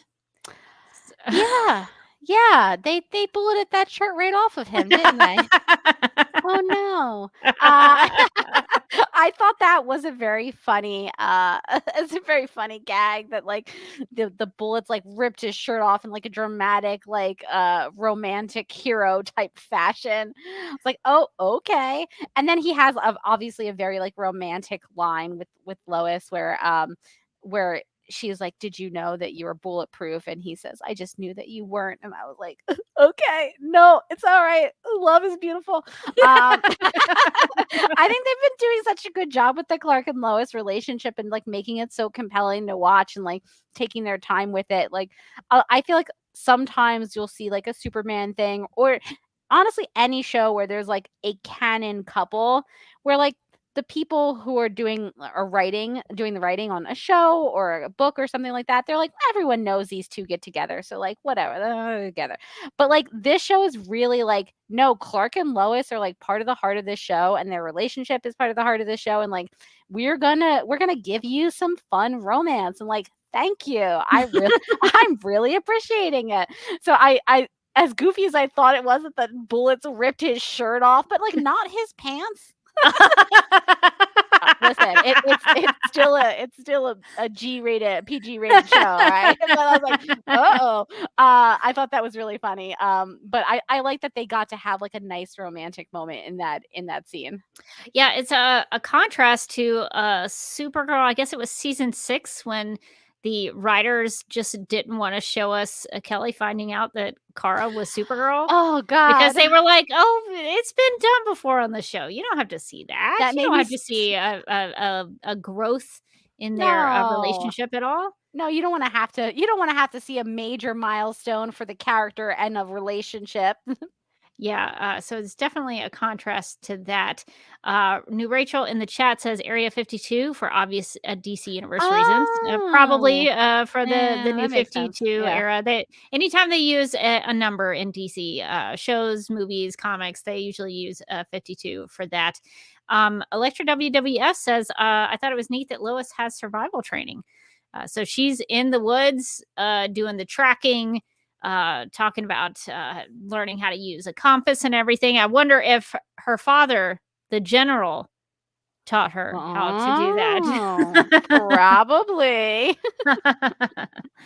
Yeah, so they go into the woods. They sort of, it seemed like they worked out their issues for the most part. But I think what really the episode really culminates with they find Jimmy and they have a conversation about the secret identity with Jimmy. So what did you think about the realization that Jimmy also knows that Clark Kent is That Superman? one, honestly, I did not see coming. Oh, I was I think I called surprised. it very early. I Yeah, feel like I said something about, I think he knows. I think you said that in like the first episode when he's like constantly breaking alarm clocks, and you're like, how does Yes. Jimmy not know? And I was like, I don't know. Jimmy seems a little bit doofy. Maybe he just doesn't know. But it turns out, yeah, he just knew, and he was just like, yeah, I'm just waiting for you to tell me whenever you're ready. Some supportive bro. And I thought that was really, really funny that it turns out that he knew this like this whole time, and he was just waiting for Clark to be ready to tell him. I liked the twist there, because I feel like we've sort of seen some of this in other super family stories. We saw it in Supergirl where Kat knew for a lot of the time. So yeah, I like the idea that like he spent a lot of time around Clark, and Clark has only just started like delving into how his powers work. So yeah, he was probably gonna not be good at his powers for a long time. And it's a little hard to sort of cover that up when you're living with somebody and constantly breaking door handles. It throws back to the conspiracy theory angle of Jimmy Olsen in this version of the Superman mythos, that he is being rewarded for having all of these theories. Because in some ways, Lois is really smart because she's doing some investigative work and going after the truth. But so is Jimmy. He's just doing it in a more unorthodox, kind of stranger way, but he's doing the same thing where he's going after the truth. He might be going after different truths, truths nobody wants to talk about because they don't believe him. But he's being rewarded, and I actually really like that they are saying Jimmy has all these kooky conspiracy theories, but he's right about every single one of them, and I just love It's that so so much. funny. So he has been able to pinpoint this alien in his apartment and knowing Clark's secret. Maybe he doesn't know that Clark is an alien yet, but he knows he has superpowers of some kind.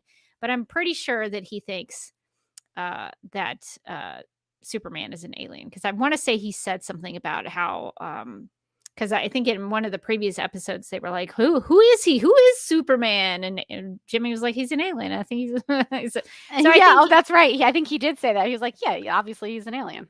so I think that so I think he is connected the dots, not only that Clark is Superman, but that Superman is an alien.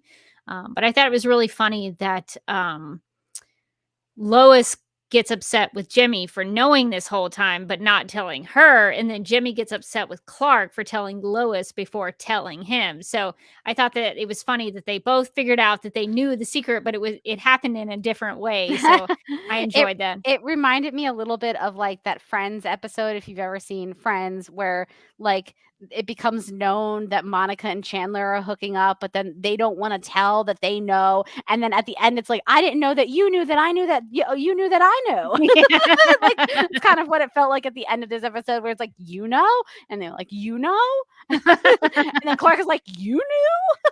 It's like just everybody like doing the Spider-Man meme of like pointing at each other from afar. Yeah, that brings up a really good question. So Carrie in the live chat says, both Lois and Jimmy are about exposing truths. How do they sit on this story? Morgan, do you have an answer to that question? I think It's a pretty big story. It's a pretty big story, but it's also your friend. And he just took a bunch of bullets for you. Where's his shirt? It's gone now. And that shirt died so that you can live. And so I feel like you owe a certain amount to your friends. Like, maybe don't blow him up on the newspaper of record in your city. That's got to make his life a little complicated. And also justify him not telling you. And you want to win in that regard. So I feel like I can make the connections. It's like, yeah, I mean, at some point, like the personal is probably like a little bit more important than the professional. Yeah, that's always the tough dynamic, especially when Lois Lane learns the secret identity, because Lois is especially a character who is defined by truth, wanting to seek the truth, being about the truth, representing truth. So for her not to tell the truth is a contradictory, a contradictory in terms, I guess, a little bit. Does she keep do especially in this version? Do Lois and Jimmy keep it in order to protect Clark? Is that a protection for him so that people don't find out where he lives, don't come out, the government doesn't come after him or his family? That's kind of the big thing with the secret identity, is protecting your friends and your family. So I think they would probably understand the gravity of that situation. Yeah, there were like some reasons he doesn't just walk around telling all of his new friends, by the way, I'm Superman. So yeah, I think they understand like why he wouldn't want that out there necessarily. Yeah, I think it'll be interesting to see how they handle it, because they all three of them work at the Daily Planet. They're around people like Steve, who are trying to hit down theories, and people like Cat Grant, who is all about gossip and human interest, wanting to know things. So, how do they keep that from the people they work with at the Daily Planet? That will be an interesting thing to see if that's something that they choose to explore with My Adventures with Superman. Well, I guess the last thing I wanted to ask you about, Morgan, about episode 6 is at the very end of the episode, there is a cliffhanger, which I think we've pointed out before on the podcast that this show does a really good job with cliffhangers. It really does. It's still doing a really good job with them. Although this cliffhanger I was a little confused about, because the general is seen talking with a man who I was like, who is this?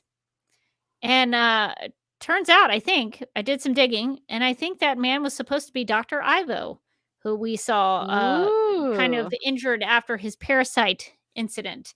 So now it seems like the general and Dr. Ivo are teaming up together. So, Morgan, do you have any thoughts? Yeah, he was. I also took me a second too, because the last time we saw him, he was all shriveled up like a prune. Yeah. And this time I guess they had like dried him out or something.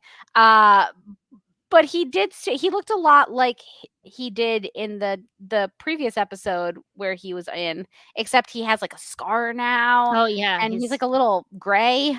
So it's been a tough time for Dr. Ivo. But yeah, I was wondering, like, what are they gonna do with all that technology from our couple's goals, uh, the Brain and Monsieur Mala. Mala, yes. Yeah, I mean, I think that they are probably not looking to live a simple life of peace, if I was guessing.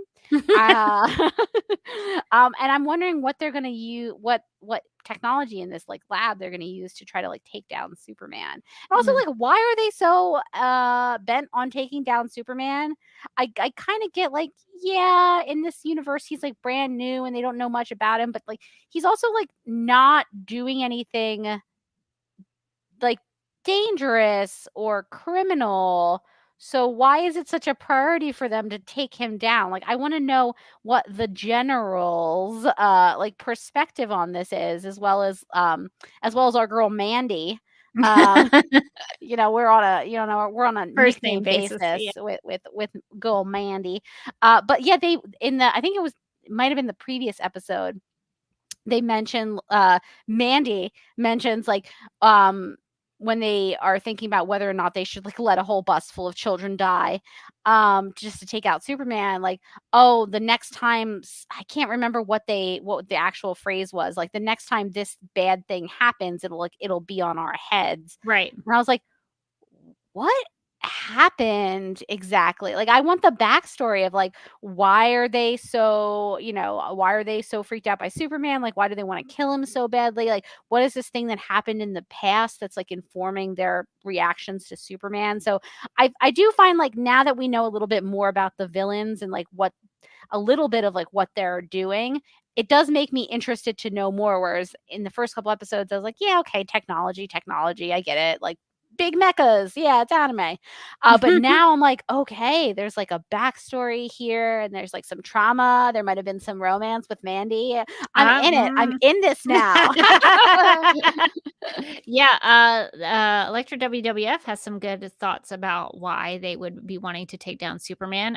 Electra WWF says, I think they want to take down Superman as related to Zero Day. I think that's what it was called when we saw the flashback of a young version of the General staring at the sky in fear. My guess is that Zero Day was when Clark's ship crashed. Maybe it caused a lot of destruction. That's a great Jimmy Olsen kind of conspiracy theory. I like that. I see another one in the chat. So Rachel says Clark keeps getting flashbacks. It would make sense if there was some connection between him and the technology that they're using. So that's interesting. Like maybe they grabbed something from the ship. Like maybe some of the technology is like vaguely Kryptonian. That would be interesting as well. Yeah, because it does seem like Task Force X is responsible for that or the technology that we've been seeing. That's kind of where maybe Livewire got it from. Yeah. So yeah, I think the flashbacks coming into play, I think are going to inform a lot of that. So I think those theories are really great. Thank you to everybody in the chat for sharing them. Well, I guess Morgan, what are your overall thoughts about episode 6? I really liked this one. Again, Monsieur Mallah and the Brain couples goals. I love them. They were so funny. They made mutants. They had a little army of mutants and a black hole. They really had made a life together there, and I appreciated that. I think the sort of the lore of what the villains are doing has kind of started to round out, and it's made me more interested in like, okay, like what's going to happen next. And I like that, like, in some ways we've gotten all of the, the main characters in the show, we've gotten out of the way them knowing the secret. So like now it feels like the rest of the season can just like go in the direction the story needs it to go without being like, oh yeah, and then like, but also Jimmy doesn't know that Clark is Superman, and Lois doesn't know that Jimmy doesn't know, and blah blah blah. Like like everyone knows that they all know now. So it feels like the show can kind of like pivot a little bit, midway through the season, and I'm excited to see what the show looks like now that everybody knows the secret, because I think it'll be a little bit different now. Yeah, there's definitely going to be a different dynamic between the three of them, especially at work. So I think that'll be really fun to see. So I'm excited to see what they do with that. But yeah, I loved this episode as well. The conspiracy theory stuff I thought was really fun.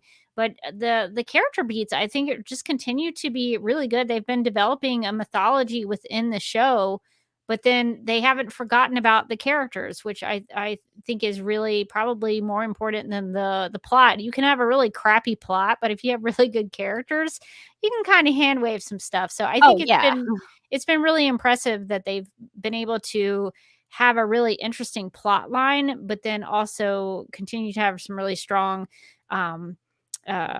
character beats, but also the voice acting I've been really impressed with. The guy who plays Jimmy is just knocking it out of the park. Oh my god, yes. The way he gets upset, the way he gets upset about everything, or like when he gets surprised about something, he's very animated, a pun I guess intended. But I really like the voice of Lois, and I think Jack Quaid has done a really good job with Clark and Superman. And so the voice acting I thought has been, I haven't really talked about that much, but I've just noticed over the course of the episodes, I've just completely bought in that these voice actors are these characters, and I've never questioned it one time, just because they've been so good. So I don't want to go another episode without mentioning how good the voice acting is on this show. And the animation also, I think they've done a good job of setting the scenes really well, and the emotions that come with the animation. I think they've done a good job of using the sets and the animation to really tell those stories. So I'm still loving the show. I'm like, when is there going to be a bad episode? There's got to be a bad episode sometime, but listen, it hadn't happened yet. It's all hits, just like every episode of Flamebird. Oh no, man! I got to get it out. No! I missed it. So I've got to get this Stream Deck thing working. I was so sure that was going to work. But yeah, so I think Jimmy is going to continue to be great. So no matter what he's doing with his channel, I think that's going to be great. I did see in the chat, Carrie says, as a side note, I came to your podcast late, so I listened to them at 2 times the speed to catch up. It's the first time you haven't sounded like chipmunks. Well, I hope you sound okay. I am sure I sound insane at 2 times speed. So God bless. You know what? I do that when I listen to podcasts. I just listen 2 times the speed, and I get through the episodes a lot quicker. Exactly, yeah. So, yeah, hopefully everything makes sense, and it's not weird when we're slowed down. They have normal sounding voices? What? Well, I guess that is going to wrap it up for our thoughts on episodes 5 and 6 of My Adventures with Superman. But I have some snap judgments for us, Morgan, if you would like to do them. In the game of snap judgments, each person is presented with 2 options, but must only choose one. First instincts are recommended, and explanations are unnecessary. Okay, so we have a few snap judgments this time because we had to do 2 different episodes. So, first snap judgment: better breakfast food to use as an excuse to save the day, going out for bagels or donuts? I think with donuts, you only get the one time. Like you get I have my donut. But with a bagel, you can be like, oh, I forgot the cream cheese. I forgot the extra topping that I want to put on top of it. So you get more excuses, I think, out of a bagel. Yeah, I mean, also, I am from the great state of New Jersey. We love our pork roll, egg, and cheese here. If you get it on a bagel, that's really fun sometimes. So, obviously, I have to go bagel. And as you said, it's more, oh, no, they forgot the salt, pepper, ketchup. Sorry, I got to go. Yeah, there's a lot more opportunities to, bounce out. New Rachel also says bagels because you can make a sandwich out of it. Exactly. Brian also says bagels take longer because they can be toasted. Oh, I love a toasted bagel. My old office used to have a bagel toaster, and it took an eternity, to toast that bagel. And I was just like, I live here now in this little kitchenette. So that could give Clark so much time, so many people. Okay, murder board or investigation board? Murder board sounds bad. I kind of like turning it around and just calling it an investigation board because you can still investigate a murder with your investigation board. So I'm gonna go investigation board. I gotta go murder board. I gotta go with my heart. My heart tells me true crime. I will say in this case it wasn't accurate. Nobody had been murdered. Right. So if you're like, here's my murder board now, I'm gonna be, as a true crime girly, I'm gonna be like, where's the murder? Someone has to be murdered. Yes. So I feel like you should only use murder board when it applies to a murderer, but when it applies to a murder, definitely use murder board. That's fair. Okay, you can go camping with Jimmy Olsen. What are you more excited to see, Bigfoot or the Loch Ness Monster? I think the Loch Ness Monster is pretty cool, but I have really studied that Bigfoot footage. I've looked at that stuff, and I also watched part of a documentary one time that was talking about Bigfoot and aliens. So I'm not convinced that Bigfoot, the footage, is totally real, but then I'm also not. I don't think it was somebody faking it, so I don't know where it is. So I think I would want to get confirmation of Bigfoot. You want to know. You want to know what the deal with Bigfoot is. I'm not sure about Bigfoot. So I think I would want the opportunity for confirmation. This one's a really tough one. But I have to go Loch Ness Monster. Oh. I was going to say a couple years ago, I went on a tour of the Loch Ness. Oh, yeah. And I went with this guy. I hope he still gives tours because he was the best. He was he had just dedicated himself to the Loch Ness, to the sea, essentially, but just the loch. He had these boats that he would take people on. That he'd give a tour, and he had made his own little video about the Loch Ness Monster. Ooh. himself, and then he was like trying to sell the video afterwards. It was I was like, it's not the 90s. I don't want your VHS. But but it was amazing, and he had like put a lot of time, and he like lived right on the lock just in case he Ooh. ever saw Nessie. Yeah. Spoiler alert, he hadn't. Probably not real. But anyway, I was like, Nessie and I, we're now good friends. I believe in her. I think she's thriving. I think she's wonderful. So I would be more excited to meet the Loch Ness Monster. I'd be like, hey, do you remember me from that boat? I do remember there were like a lot of ducks that were like jumping onto the back of the boat and just kind of riding with us halfway across the loch and then jumping off like it was a taxi cab. It was the best thing I'd ever seen. Did they know something? Was the Loch Ness Monster in the water? And so they were like getting on the boat to escape. I think he just gave these tours so often that they knew the route, and they were like, oh, like a bus, like public transportation. They just knew, like, if I hop on here, it's going to get me to the opposite side of this lock. So I don't have a lot of time. We got to speed this You up. literally could not shoo them off. They were like, nah, man, this is not my stop yet. But also, I like to think that they're friends of Nessie's. Yes, So yes. I think both can be accurate. Okay. Which of your Cadmus kidnappers are you more likely to bond with? Monsieur Malat or the Brain? I know very limited French. I took 4.5 years of French, and I'm always looking for ways to practice speaking French, parler le français. So I think I would be like, Monsieur Malat, can we speak only in French? Oh, So I we. I would only be able to say "Je vais à la plage" to him, and he would be like, "There is no beach around here." But you know what? It pays to dream. So I think I would want the opportunity to practice my French. I think that's a great reason. I think Monsieur Malat, he just seems like he has like a very welcoming spirit to him. And I just like want to probably like chat about things. Like, what's up with you? Like, how's your life been?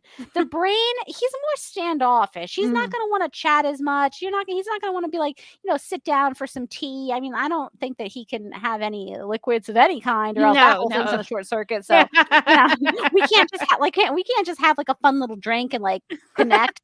So I'm gonna go Monsieur Malat on this one too. Okay, and then last but not least, which wilderness survival weekend skill is more useful in the woods? Using a compass or setting bones? Okay, so if you broke a bone, yes. All right, let me think about this. Okay. So even if you knew where you were going, or even if you didn't know like, let's say you're lost in the woods. Yeah. If you broke a bone, you would not be able to get out. But if you were able to fix your bone, or at least make it so that you could walk, you could still find your way out. So I think being able to fix a broken bone, I think is probably the more important skill. I mean, yeah, that is the more important skill, but if you don't break your bones, if you're really careful with all of your bones, then being able to get out of the woods seems like a more important skill. It's like, if I'm not falling down a ravine, God bless, God willing, like knock on wood, not falling down that ravine. I've made that promise to myself when I go into the woods.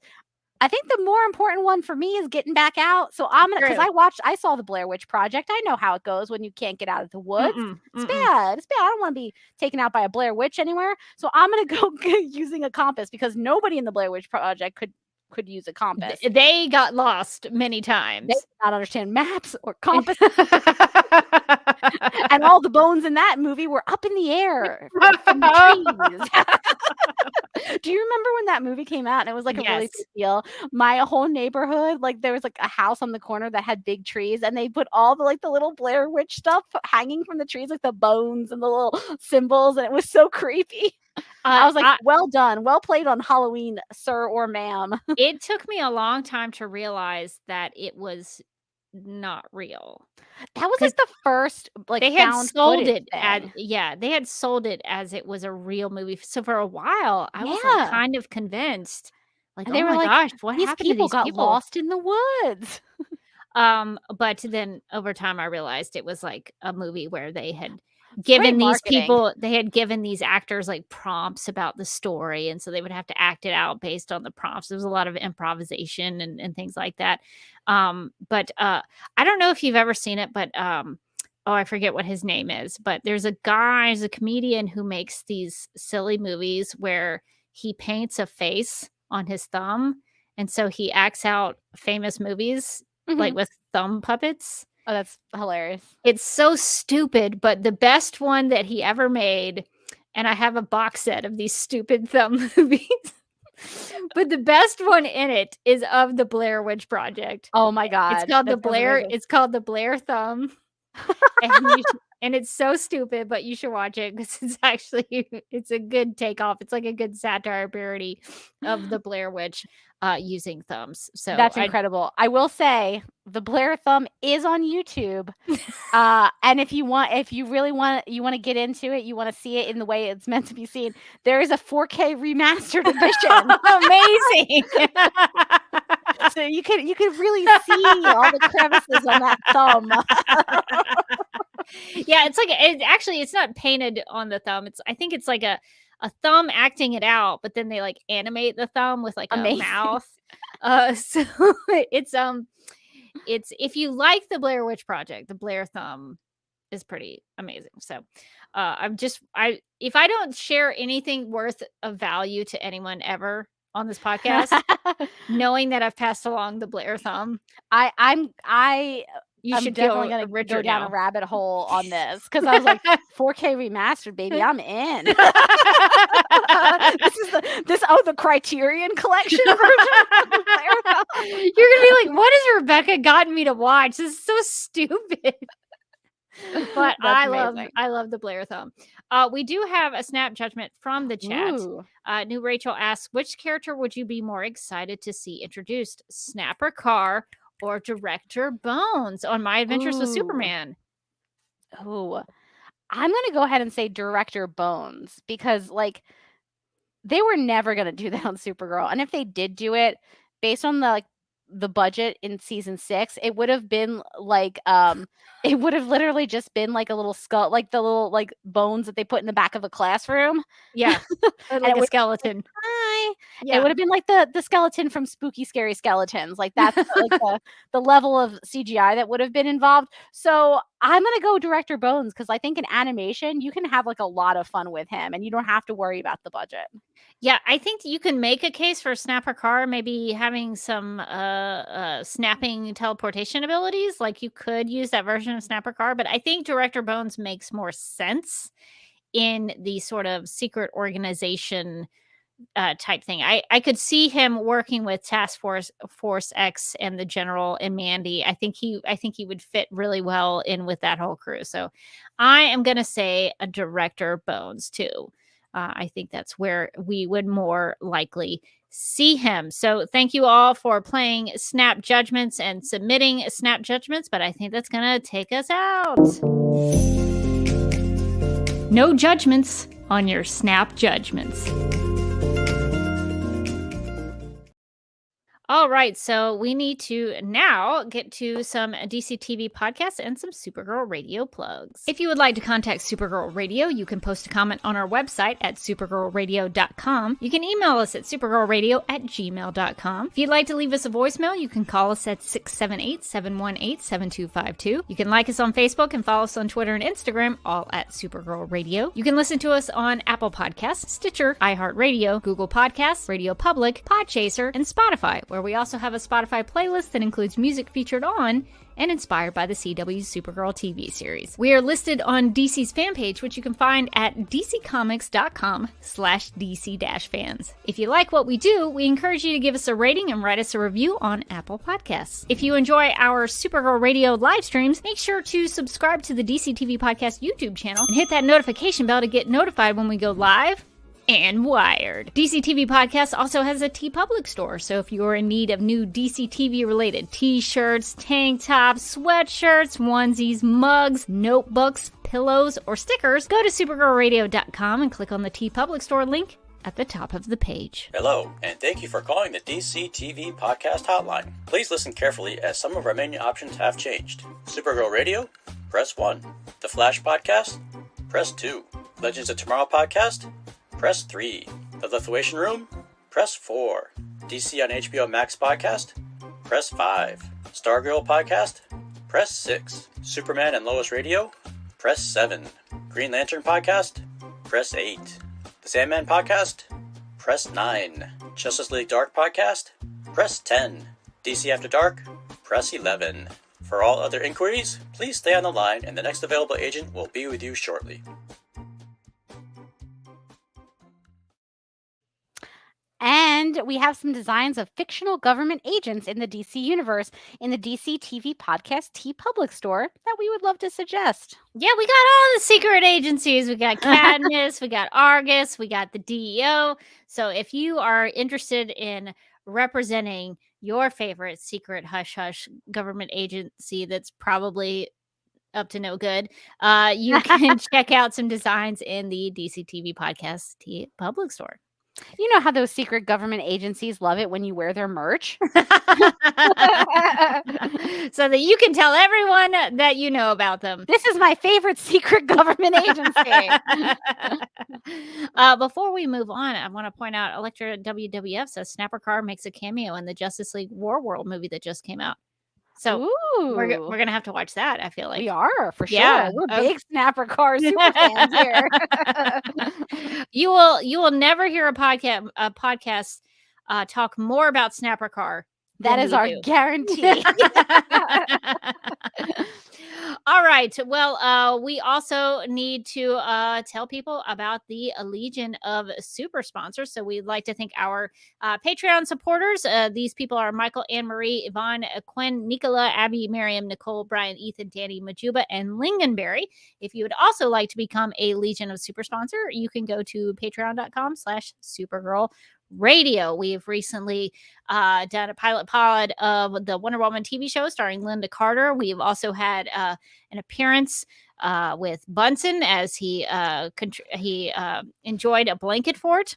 A big star of ours in the Supergirl Radio constellation. Bunsen. But Bunsen and Beaker waited until the end after the live stream to give a little exclusive to the Patreon Legion of Super Sponsor supporters. You know what people want. And we'll probably for this week do something a little bit for the 12th level intellects in the Legion of Super Sponsors to talk about the Stream Deck that I bought that I can't figure out the sound effect for. So we'll have to do some experimentation on that. I will say it is kind of cool. And if people are interested in StreamYard, it does have hotkeys that allow for shortcuts within the StreamYard browser. So it helps move between comments and our brand section, the banners and everything. So that is very helpful, but I'm determined to figure out sound effects. So we'll probably do a little Patreon video about that as we experiment. Well, if you want to keep up with me, you can find me on a couple of different platforms. I'm on Vero, which is a social media platform, Vero True Social. You can find me on there at Derby Kid.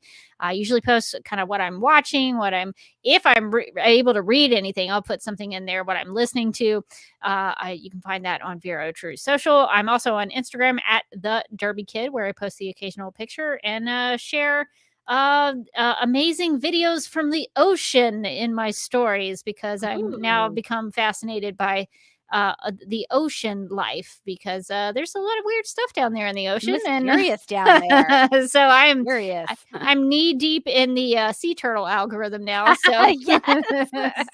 so I'm very happy to kind of stay in that sea turtle algorithm. That's fine by me. You can also subscribe to my personal YouTube channel, youtube.com/duckmilkprod. I'm working on a new video about the Barbie movie. I kind of went through the angle of the Snyder Cut joke that was made in the movie. Not real pleased about that, and I'll explain myself, but it kind of felt a little ranty. So I'm sort of taking it out on that. So I'll have a short Barbie analysis for my YouTube channel. Not doing a full review of the film, but maybe I will. I don't know. Maybe I'll do a live stream or something. But really right now, just going at it from the Zack Snyder's Justice League angle because that was something that was mentioned in the Barbie movie. So I'll have a little bit. I hope to have that up by the end of the week. So look out for that if you're interested. And I also have a travel blog that I do with my brother called Oasis Broom, all one word. So you can find us on all the social media platforms and YouTube, where I need to get some more video content up there. But we post about our travel experiences and where we've been. So if you want to follow me on any of those places, feel free to do so. And you can find me on Twitter and Instagram. I'm at Mojotastic. And you can also find me as a co-host on the Legendary Ladies podcast, where we just talked about something last night. Oh, we just talked about Kat's new Kickstarter, her Beast and Snow Not Safe for Work Kickstarter, which is doing bonkers good right now. I think it's up to like $45,000. So listen, the people have requested some spicy content, and she's giving the people what they want. So if you want to hear an interview with her and Phil, that will be dropping this week. We also talked recently about the Barbie movie. We talked about oh gosh, what else have we talked about? We talked about the Dragon Prince. We did a pilot pod on the TV show The Dragon Prince. So we are all over the map. So the best way to find us is to follow us at Legends_podcast on Twitter. We're at The Legendary Ladies on Instagram and YouTube, where we've started posting up our live streams as well. And you can always become a Patreon supporter of ours, patreon.com/The Legendary Ladies. And if you support us at our $10 level, you can join us in the live chat when we record. And we often record, sometimes we'll record 2 episodes at once. So you'll get first access to early episodes. So that's always fun too. That is awesome. Yeah, I try not to listen to your Barbie review before I saw it. So I'm going to have to go back now and listen to the full episode on Barbie, because I never want someone to taint my opinion. I always want to come at it. Go in without the random other people's voices, kind of like, oh yeah, that part they talked about that. Yeah, I want just have my own experience first. I get it. So I'll have to go back and listen to what the conversation y'all had about it. And Kat always has a Kickstarter. I don't think I've ever heard of Kat not getting a Kickstarter funded. She had that thing funded in the first day. Wow. Yeah, they had already. Her goal was 13,000, I think. That was within the first 24 hours. They're now up to somewhere around 45,000. So wow. Listen, if you want to be in with all the cool kids and know what everyone's talking about, you should go support Beast and Snow. Again, it is a not safe for work, spicy book. So it's not for the kids. But if you're an adult who is into that, a lot of people are, apparently. Well, it's impressive. All the Kickstarters seem to be successful. So if you need to do a Kickstarter, contact Kat Calamia. She knows how to do them. She actually does have consulting services. So if it's something that you were interested in, you're like, I don't know where to get started with Kickstarter. I was doing this on our podcast yesterday. I'm like, Kat, I'm making you paper. But yeah, you can reach out for a one-on-one Kickstarter consulting with Kat. So she would be the one to ask about anything. She knows her stuff about Kickstarter, that's for sure. Yeah, that is awesome. Okay, well, I think that's going to do it for this episode of Supergirl Radio. But until next time, I am still Rebecca Johnson. And I'm still Morgan Glennon. And we have to go because it's squatching time.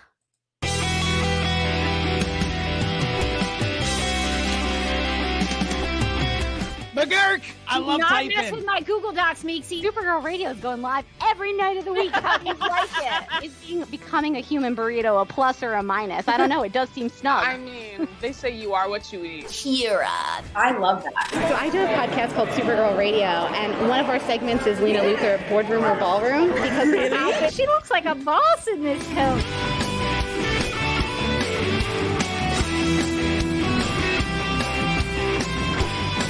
Nasty Luthor like a different Luthor? It's not just Lena being mean? No.